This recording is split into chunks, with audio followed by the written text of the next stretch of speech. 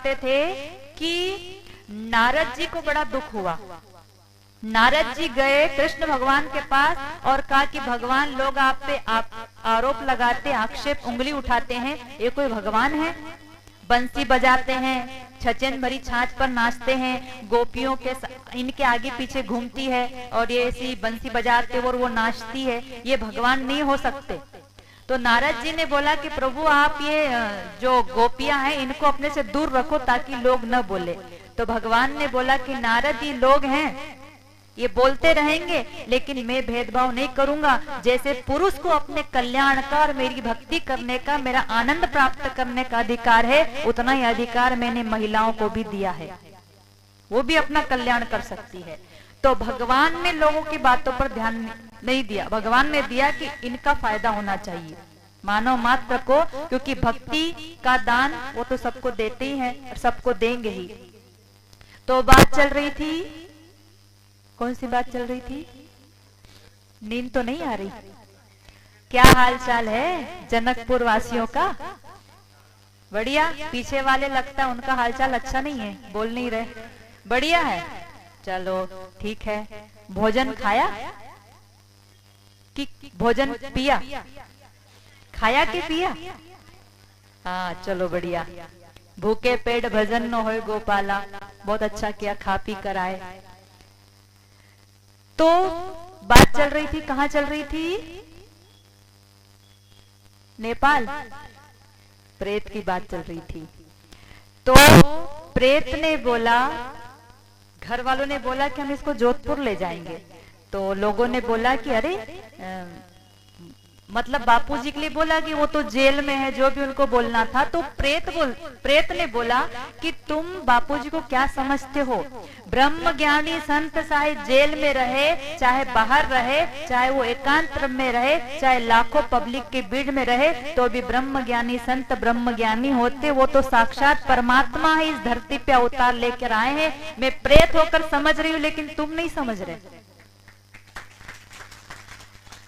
मैं तो प्रेत हूँ, मुझे समझ में आ गई, मैं तो मनुष्य बनने की ओर चल रही हूँ, और तुम लगता है वापस प्रेत की यात्रा करने को जा रहे। संत में अश्रद्धा करके बहुत बड़ी गलती कर रहे हो। आखिर घर वाले उस बच्ची को लेकर गए वहां पर, और जैसे तैसे व्यवस्था करी। जोधपुर के अंदर में गुरुदेव जी ने भी प्रार्थना सुनी, वो गई, और जैसे ही गई तो वो लड़की बापूजी को प्रणाम करके एकदम धड़ाम से गिरी, और गिर के जब जेल के बाहर आई तो माँ ने पूछा, बेटी क्या है? तो उसने बोला कि माँ, वो प्रेत अब मेरे अंदर से हमेशा से, उसने भी बापूजी को प्रणाम किया और बोला बापूजी ने उसको कुछ आज्ञा दी और वो अब हमेशा के लिए मेरे शरीर से चला गया है, उसकी मुक्ति हो गई। 3 लोक 9 खंड में गुरु से बड़ा न कोई, और करता करे न करी सके, गुरु करे सो होए। तीनों लोकों में उनका साम्राज्य चलता है। ऐसे ब्रह्म ज्ञानी का शिष्य जिस भी बापूजी बोलते मेरा साधक ऐसा होना चाहिए कि हजारों की भीड़ में भी चले तो लगना चाहिए ये बापूजी वाला है। जय राम जी की। ये बापूजी वाला बंदा है, क्योंकि वो अलग ही दिख रहा है। क्योंकि बापूजी के साधक भले गृहस्थी में हैं, तब भी उनके चेहरे पे जो आनंद, जो शांति, जो सुकून दिखाई देता है, वो अनुकूल परिस्थिति में भी बाहर के लोग जिनके जीवन में सत्संग नहीं है, उनके चेहरे पे हमेशा 12:30 बजे रहेगी। उनको देखो तो ऐसा लगता है कि बहुत बड़ा इनका कोई नुकसान हो गया। न कभी चेहरे पे हंसी, न प्रसन्नता, न आनंद, न माधुर्य, न जीवन में कोई उत्साह। लेकिन बापूजी के सदैव प्रसन्न रहना ईश्वर की सर्वोपरि भक्ति है। हमारे बापूजी हमेशा बोलते हैं, सब रोगन की एक दवाई, खुलकर हंसना सीखो मेरे भाई। हंसने से आधे रोग, आधी बीमारियां तो वैसे ही दूर हो जाती है। जो प्रसन्न रहता है, मुस्कुराता रहता है। जिसके जीवन में सत्संग नहीं है, गुरु का ज्ञान नहीं है, उसी के जीवन में फिर लड़ाई, झगड़े, अशांति, परेशानी, तनाव चलता है। ऐसे ही कुछ निगुरे पति पत्नी कहीं घूमने के लिए गए, आगरा ताजमहल देखने के लिए। तो पत्नी ने पति को बोला कि देखो एक वो भी था जिसने अपनी मतलब प्रेयसी के लिए, पत्नी के लिए ताजमहल बना दिया, तुमने मेरे लिए क्या बनाया? तो पति ने बोला कि मैंने जमीन ले ली है, तू मर तो सही, मैं भी बना दूंगा। जमीन ले रखी है, उसने मरने के बाद बनाया था ना, उसकी पत्नी थी, प्रेयसी थी, जो भी। पत्नी ने पूछा तुम मेरे लिए क्या किए? तो बोले हम भी बनवा देंगे, अब तो तू जाए तो करे कुछ। पत्नी ने सोचा कि अब बदला तो लेना पड़ेगा। बदला, क्योंकि कहते ना कि वाणी ऐसी बोलिए मनवा शीतल होय, औरन को शीतल करे आपहु शीतल होय। क्योंकि जिससे हम बात कर रहे हैं, जिससे व्यवहार कर रहे हैं, वो इंसान है, उसके हृदय में भी दिल है, वो कोई पत्थर की मूर्ति तो है ही नहीं कि कुछ भी जाके बोल दिया। जैसा व्यवहार हम खुद के लिए नहीं चाहते वैसा दूसरों के लिए क्यों करें? हम नहीं चाहते कोई हमारा अपमान कर दे, हम नहीं चाहते कोई हमसे उल्टे शब्द गाली गलौज करे, अपशब्द बोले, है ना? तो हमें भी चाहिए कि हम भी दूसरों के साथ वैसा व्यवहार न करें। क्योंकि कहते हैं ना कि ए इंसान, तू हजारों मंदिर मस्जिद तोड़ देना लेकिन एक जिंदा दिल मत तोड़ना, क्योंकि उस जिंदे दिल में परमात्मा खुद रहता है, ईश्वर खुद रहते हैं। क्योंकि तकलीफ, क्योंकि जिसको हम परेशान कर रहे हैं उसके अंदर में भी परमात्मा है। बापूजी कहते हैं ना कि सब में वो परमात्मा समाया है। सब घट मेरा साइया, खाली घट ना कोई, अल बलिहारी वा घट की जागट प्रगट होए। लेकिन सत्संग नहीं, सत्संग के अभाव में और कुसंग के प्रभाव में फिर यही हाल होता है। अब पत्नी को मन में गुस्सा तो था पति के प्रति, घूमते फिरते वो लोग कहीं आगे गए तो जीसस की क्रॉस पर लटकी हुई बड़ी सी होती ना वो मूर्ति बनी हुई थी, जीसस की क्रॉस पर लटकी हुई। तो पत्नी ने जाके उसको पैर छुए ऐसे, तो पति ने हंस के बोला कि इसके पैर छूती, मेरे तो कभी नहीं छुए तूने। तो पत्नी ने बोला तुम भी ऐसे लटक जाओ तो मैं भी तुम्हारे छू लूंगी। तो व्यक्ति बदले की भावना रखता है, उसने उसको ऐसा बोला, उसने भी ऐसे बोला। बदले की भावना न हो, जीवन में स्वयं को बदलने की भावना हो, खुद को बदले। जाग सके तो जाग, तेरे भीतर है भगवान रे। हम अपने स्वभाव को बदले, अपने विचारों को बदले। हम जितना स्वयं को जानते हैं उतना हमको दूसरा कोई नहीं जान सकता, ठीक है? जितनी बुराइयां, क्या कमियां हम में है, क्या अच्छाइयां हम में है, हम क्या कर सकते और क्या नहीं कर सकते हैं, ये खुद से ज्यादा कोई नहीं जानता। तो इंसान के अंदर में अथाह सामर्थ्य छुपा हुआ है और गुरु जी उस सामर्थ्य को क्या करना चाहते हैं? प्रगटाना चाहते हैं।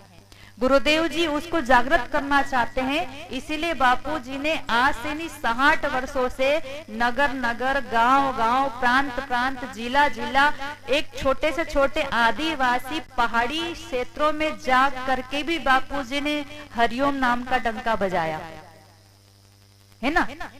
जबकि बापूजी को जो पाना था पा लिया, परम उपलब्धि को प्राप्त कर ले, बापूजी को क्या जरूरत? बापूजी जोधपुर मंदिर में भी कीर्तन करते हैं, कैदियों को कीर्तन करवाते हैं, उनका हाल चाल पूछते हैं, उनके स्वास्थ्य के बारे में कुछ प्रयोग बताते हैं, आवश्यकता पड़ने पर दवाई भी देते हैं। वहां भी गुरुदेव जी को औरों की चिंता है, खुद की नहीं। तो संत जो होते हैं ना, वो उनका जीवन ही दूसरों के लिए होता है।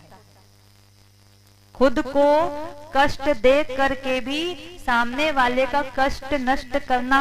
कहते हैं ना कि जो मक्खन होता है उसको आग में रखो तो वो पिघलने लगता है, लेकिन संतों का हृदय उस मक्खन से भी कोमल होता है। उनका हृदय दूसरों का कष्ट देख करके पिघलने लगता है। अफगानिस्तान के जो 12 कैदी थे वो आतंकवाद के केस में वहां पर थे जेल में, और उनको आजीवन कारावास था। एक दिन गुरुदेव जी चक्कर लगाते लगाते, बापूजी का स्वभाव है वो सुबह शाम चक्कर लगाते ही हैं, तो गुरुदेव जी चक्कर लगाते लगाते एक दिन बहुत दूर, क्योंकि वो जेल का जो एरिया है ना बहुत बड़ा है, अगर उसकी पूरी परिक्रमा लगाओ तो आधा घंटा या उससे अधिक लगता है। पूरी जेल की परिक्रमा लगाओ, बहुत लंबे परिसर में वो बना हुआ है जेल। तो बहुत दूर पर जो आजीवन कारावास जिनको मतलब सजा, तो उनको वहीं पर खाना पीना वहीं देते हैं, उनको उस कंपाउंड से बाहर नहीं ले जाते, मतलब गेट के अंदर ही। तो एक दिन गुरुदेव जी चक्कर लगाते हुए गए तो बापूजी ने देखा कि दिन के समय में भोजन करने के बाद में बाकी जो कैदी थे, मतलब 12 थे वो, और उनको आजीवन कारावास हुआ था। कहाँ के थे वो? अफगानिस्तान के। तो गुरुदेव जी वहां गए तो एक वहां पर खड़ा था, तो बापूजी ने उसको वहां बापूजी चल के गए, कैदी को देखा, वो जाली के अंदर में जो सलाखें होती उसके अंदर में था कैदी।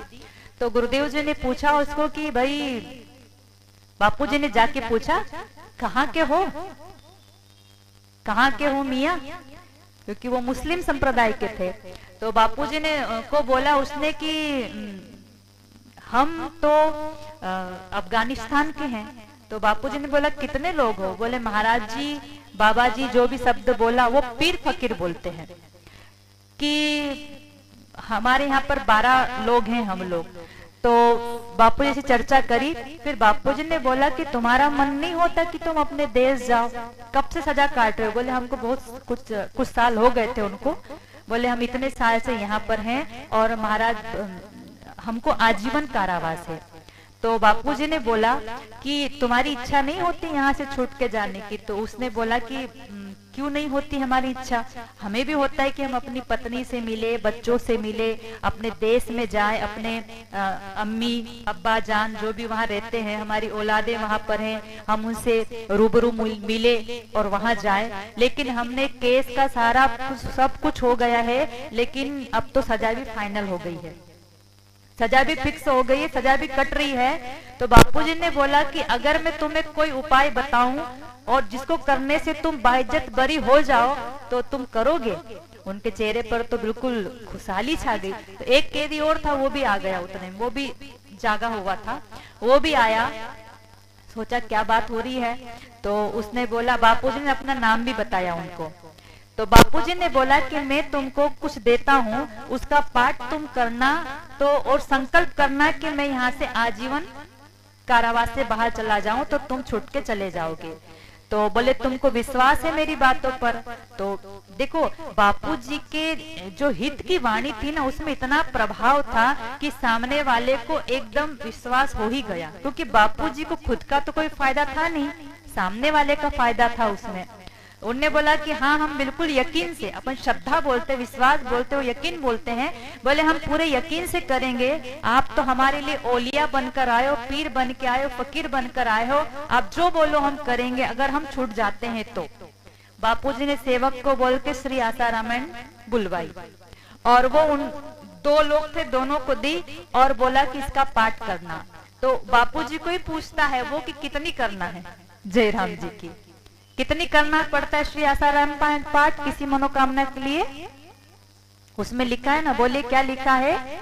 108 जो पाठ करेंगे उनके सारे काज सरेंगे। तो बोले कि तुम, बापूजी ने बोला कि तुम जितनी भी करना हो, वैसे इसमें लिखा हुआ है 108 पाठ का, तुम्हें करना क्या है? न कमाने जाना है, ठीक है, न जेल से बाहर जाने की टेंशन है, तुम तो पूरा 24 घंटे यहीं हो, बस खाना और सोना, जब भी समय मिले पढ़ते रहना।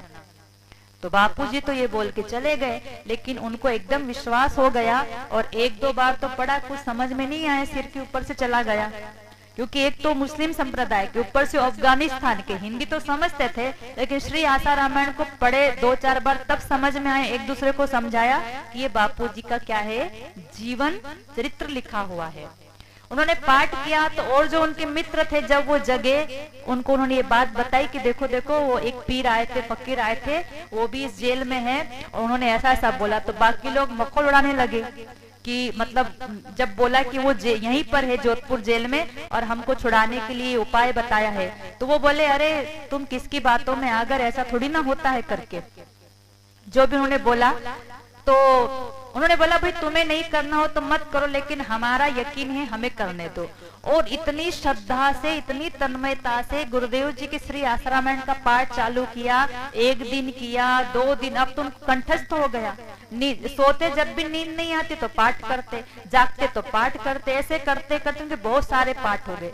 एक दिन पूरा दिन पाठ किया, दूसरे दिन भी पूरे दिन पाठ, जब भी समय मिलता रहा करते रहे। तीसरे दिन भी उनका लगभग 108 पाठ पूरे ही होते आए थे।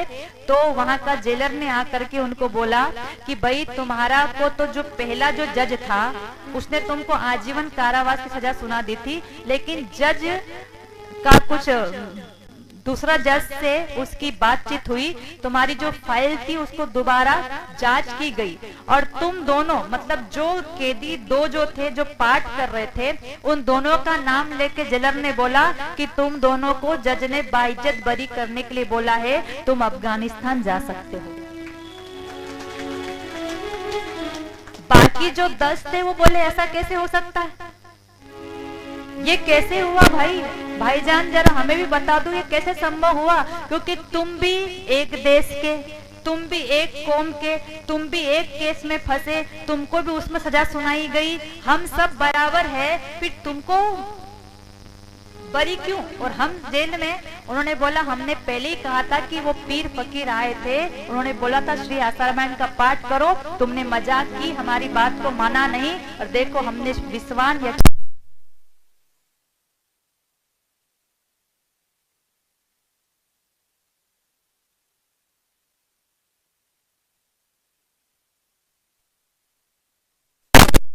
श्रद्धा से पाठ किया और 12 का 12 कैदी बाइज्जत बरी हुए बापूजी के पास गए और प्रणाम करके बोला कि गुरुदेव जी हम तो स्वप्न में भी नहीं सोच सकते थे कि हम वापस अपने देश जाएंगे, लेकिन आज आपकी कृपा से हम अपने देश जा रहे हैं, हम अपने देश में जाकर के बोलेंगे कि दोबारा तुम हमको जिंदा देख पा रहे हो तो भारत के महान संत परम पूज्य संत श्री आसाराम जी बापू की कृपा से हम अपने देश में वापस आए हैं। लोगों ने यशगान किया, लख लख किया बखान। लोगों ने यशगान किया, लख लख किया बखान। 10 सेकंड का हादसा चमत्कार ये महान। महाकाल को काल ने शत शत किया प्रणाम। सर्व समर्थ है सतगुरु, समर्थ है प्रभु नाम। बालक रेत और नर नारी सभी प्रेरणा पाए बारी। एक बार जो दर्शन पाए शांति का अनुभव हो जाए। नित्य विविध प्रयोग कराए, नादानुसंधान बताए। नाभि सेवे ओम कहलाए, हृदय सेवे राम कहलाए। समान ज्ञान जो लगाए उन्हें वे गहरे में ले जाए। सबको निर्भय योग सिखाए, सबका आत्मोत्थान कराए। लाखों के हैं रोग मिटाए, शोक करोड़ों के हैं छुड़ाए। अमृतमय प्रसाद जब देते, भक्त का रोग शोक हर लेते। जिसने नाम का दान लिया है गुरु अमृत का, उनका योग क्षेम वे रखते। वे न तीन तापों से तपते, धर्म का मार्ग मोक्ष में पाते। आपद रोगों से बच जाते, सभी शिष्य रक्षा है पाते। सर्वव्याप सतगुरु बचाते, सचमुच गुरु है दीन दयाल। सहज ही कर देते हैं निहाल, वे चाहते सब झोली भर ले। आत्मा का दर्शन कर ले, 108 जो पाठ करेंगे उनके सारे काज सरेंगे। रहे न चिंता दुख निराशा, होगे पूर्ण सभी अभिलाषा। हरि ओम हरि ओम हरि ओम हरि ओम हरि ओम हरि ओम हरि ओम हरि ओम हरि ओम हरि ओम हरि ओम हरि ओम। पर वैदाता सतगुरु परम ही भक्त कृपा। निश्चल प्रेम से जो बजे साईं करे निहार। मन में नाम तेरा रहे, मुख पे रहे सुधी, हमको इतना दीजिए रहे चरण में भी। सबको